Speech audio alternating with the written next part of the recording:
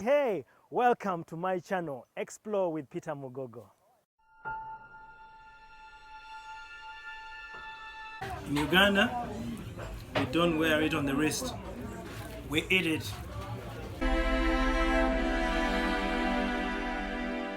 One would go to a chapati maker and order for a chapati with eggs, locally known as chapati yamaji. And the chapati maker would make the chapati and the omelette, put them together and fold them into two, package them and hand it over to the client. Across the country, along the streets, in restaurants and hotels, people make the Rolex. I have spoken to those who make it to find out, do they know where the concept comes from? Do they know where the name Rolex comes from?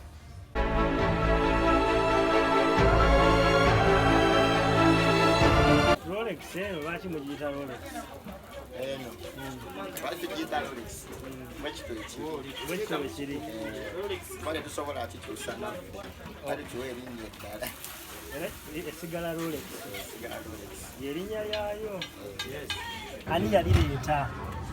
Anzi kyekyo kinange kyenkugambye sijja kuliira sijja kola nange era banagisangawo batandika ddi okukola Rolex? batandika ddi sirabisi myaka naye simanyi mwaka tandikira ku chapati nengendanga ng'abantu bale balenda besaidize waffe manyi Mbali. Abantu baleeta amagi. Have you eaten a Rolex? Sometimes you eat Rolex. Do you know where the word Rolex comes from? No idea. Maybe Africa. Yes, it comes from Africa. Of course, we are in Africa. Okay, but what is in a Rolex? Like one chapati and putting inside the eggs and like onion, tomato, like this. Okay. Yes. In a Rolex, there is chapati must be there, of course. Eggs must be there, of course. Then the other things I think will be vegetables: tomato, carrot, green pepper, onion. Okay. Those who eat it don't know where it comes from. Even those who make it don't know its origin. They don't know why it's called the Rolex. They don't know when it changed from chapati with eggs to Rolex. For a long time, the world has known the word Rolex to refer to a luxury watch.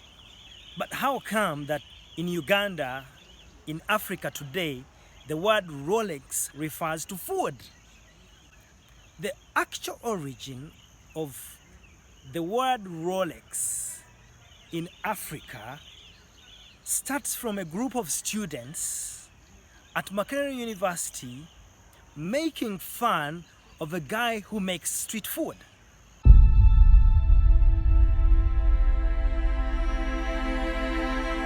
You probably know Makerere University as the African University, having given us presidents like Sir Apollo Milton Obote of Uganda, Joseph Kabila of Congo, Paul Kagame of Rwanda, Mwalimu Nyerere of Tanzania, and Mwai Kibaki of Kenya. And tell you what, the internationally renowned, mouth-watering, delicious, Ugandan crafted recipe, the Rolex, was fostered by this place. In 2001, I was admitted at Makerere University as a first-year student at the Faculty of Social Sciences. In this year, Makerere University, with the support from the government of Uganda, in a bid to improve university education, doubled the number of students admitted at Makerere University main campus from 2,000 to 4,000. Twice the number that they had been admitting.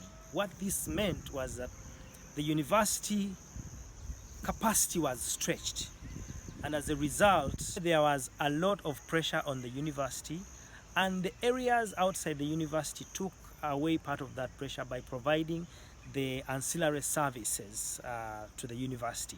Accommodations now would extend outside the university, introduced students' hostels.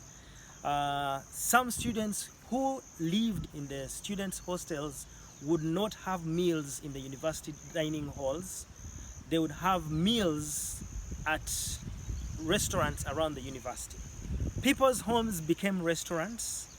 The suburbs started many other businesses that had not been in existence. Printing was one of those. Secretarial bureaus were set up, video libraries were set up, and food joints or restaurants were started. Street food became a big thing because students would need a place to go to and pick a quick, affordable meal before their lecture or before going to their student hostels. In 2002, in the season of the University Games, which would eventually lead to the East African Inter-University Games, a lot of students were involved in training in different sports.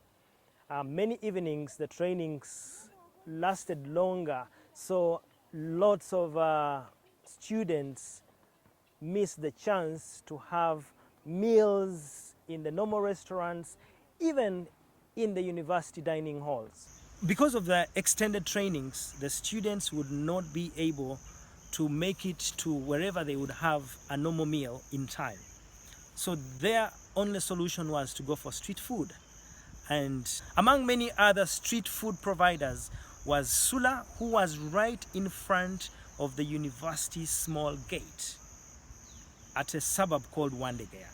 Sula had the most favorite well-stocked chapat joint.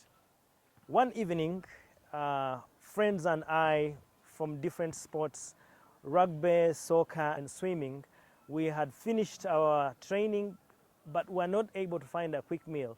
So we ran to Sula and he fixed for us a chapati and an omelette. Unfortunate for Sula, he did not have enough packaging to pack for us our combination of the chapati and the omelette. One creative student asked Sula not to waste the little plastic bags packaging that he was left with. He advised that he would combine the chapati and the omelette and then decently push it inside the plastic bag. And that seemed to work well. There was this one evening,